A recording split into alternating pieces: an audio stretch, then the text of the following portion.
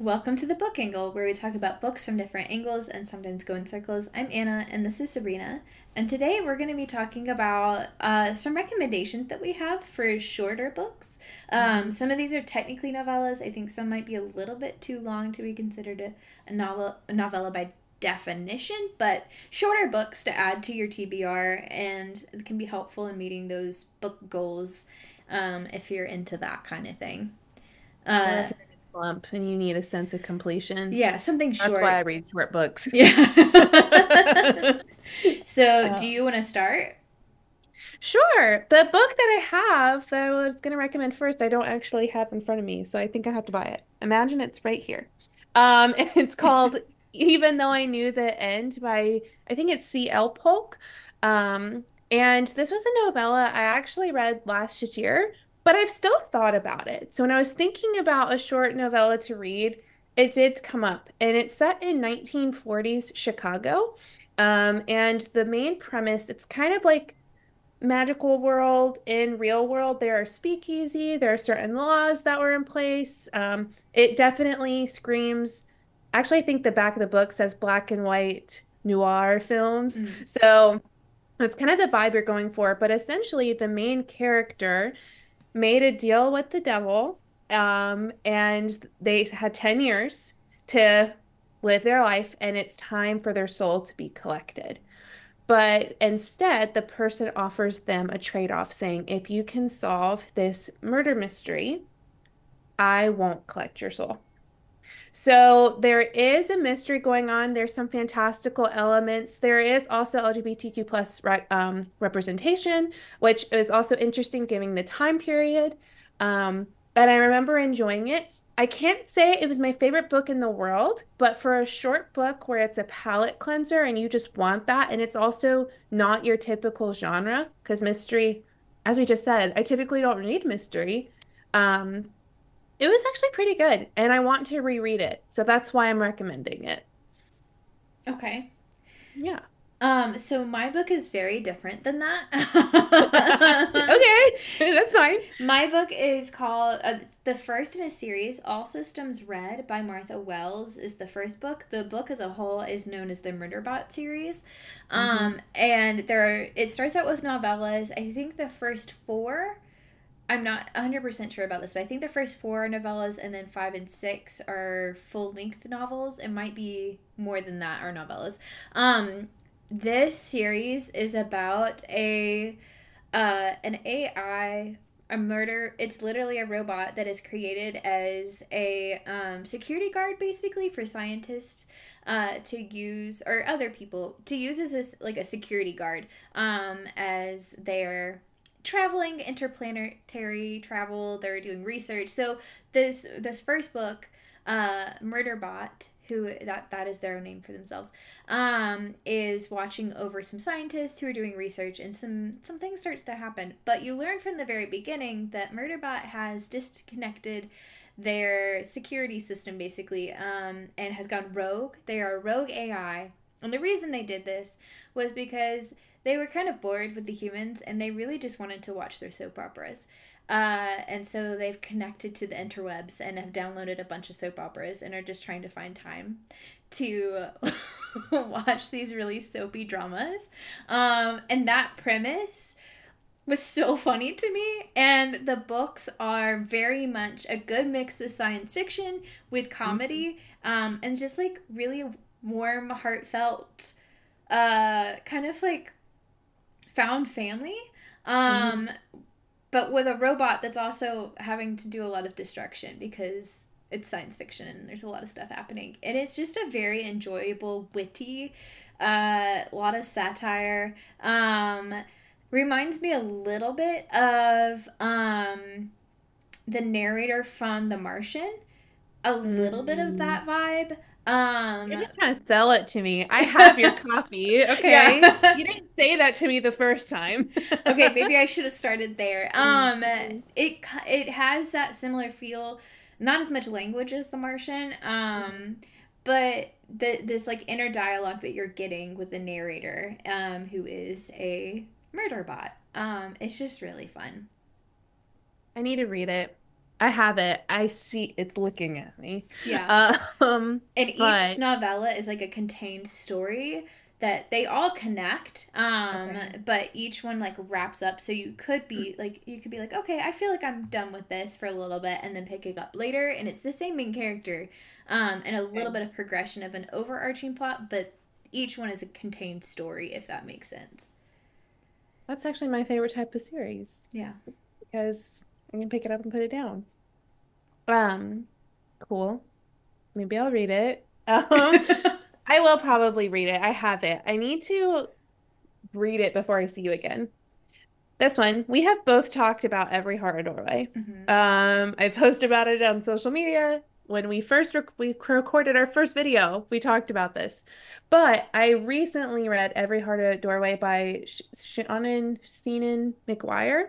Um, and the things that make this book stand out, it's not a happy-go-lucky book, but it's about a bunch of children who found different portals and gaps in the world. But the worlds that open up to them match exactly what that child might need or want. So essentially they fall into it, and for whatever reason they came back to the regular world and they are depressed, they are unhappy about this because they want to go back. That was where they felt like it was their home, and so that whole idea stood out to me because anytime someone goes into a portal they're like, get me home, and these people are like, but that was my home.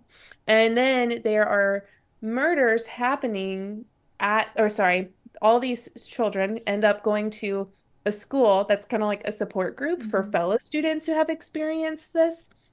And then people start dying at the school. And so there's a murder mystery. Okay, I'm like noticing a trend with my novellas. There's a murder mystery going on. Um, and I think what I liked about this book was that it was different.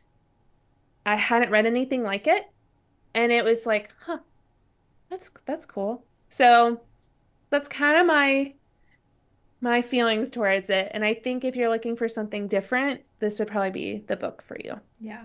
Though the phrase I would use to describe that book is dark whimsy. Mm. Yeah, you can't say it's whimsical, It's but not what like, it's whimsical, but in a dark way. yeah. Yeah, I feel like that's true. I want to read more because apparently that was just one book I think there's in this 8 in the world. series. Yeah. Yeah, but it's kind of sounds like it's like Murderbot where they start and end and they're contained stories, but Mm-hmm. I think they're in the same world. So I think that's one that I definitely need to check out again. Yeah.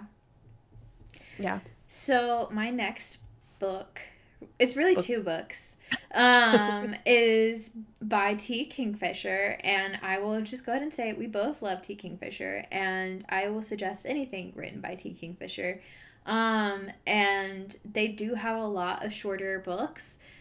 So I'm talking about this duology specifically, but there are other novellas and short stories that they have written that I would also just suggest taking a look at their work. But What Moves the Dead and What Feasts at Night by T. Kingfisher um, came out. What Moves the Dead came out last summer? Hmm. Around came out last year, and then What Feasts at Night Yeah. recently came out in February of this year, and it's a duology that follows Alex Key. Main character's name is Alex. I don't remember the last name. And they are a retired soldier, and in What Moves the Dead, they hear about a family friend or a friend who is going through a rough time, and they go in to check on them.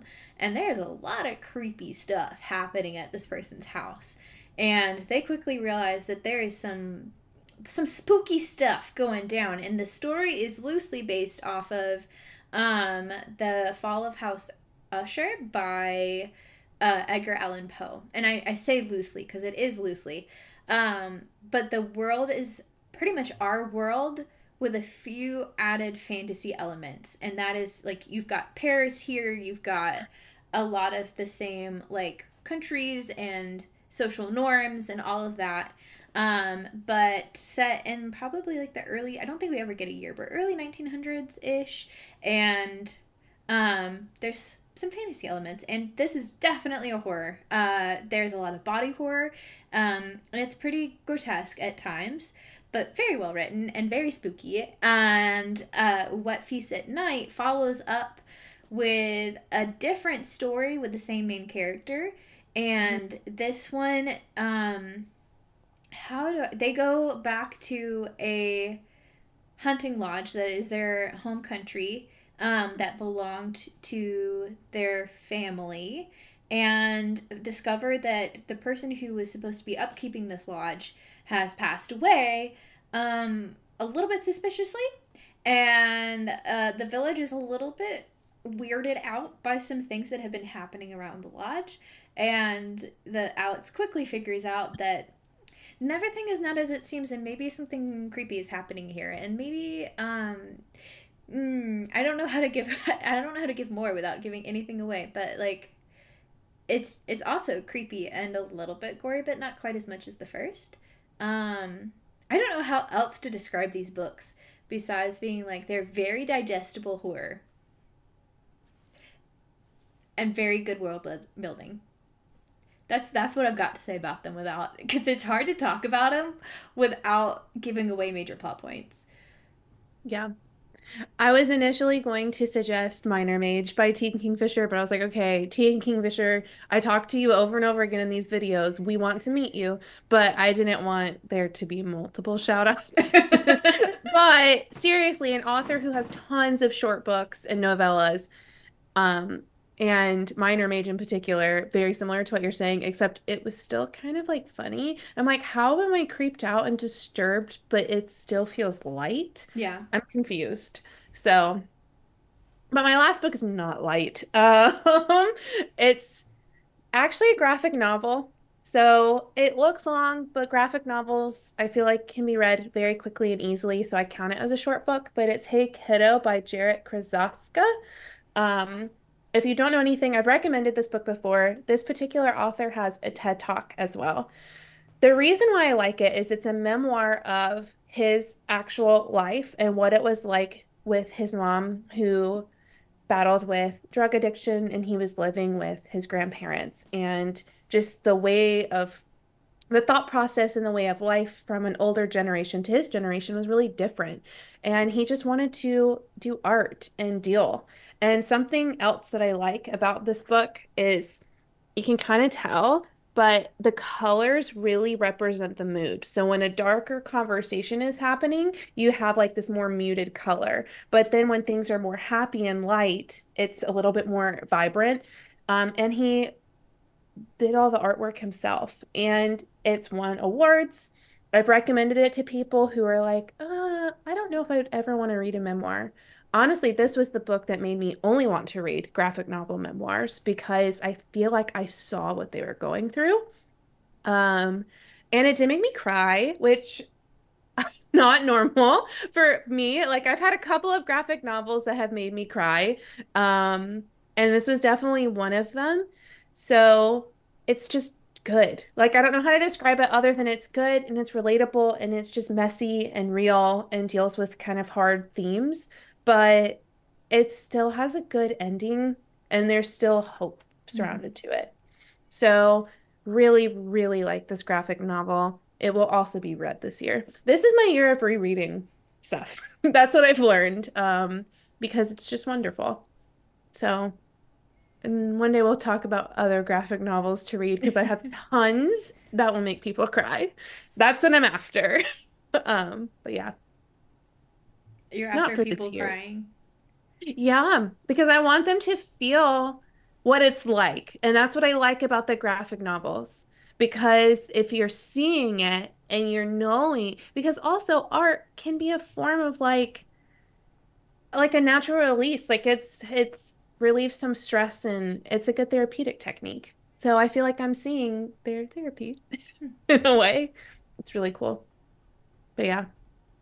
Okay. Well, that was all that we had prepared.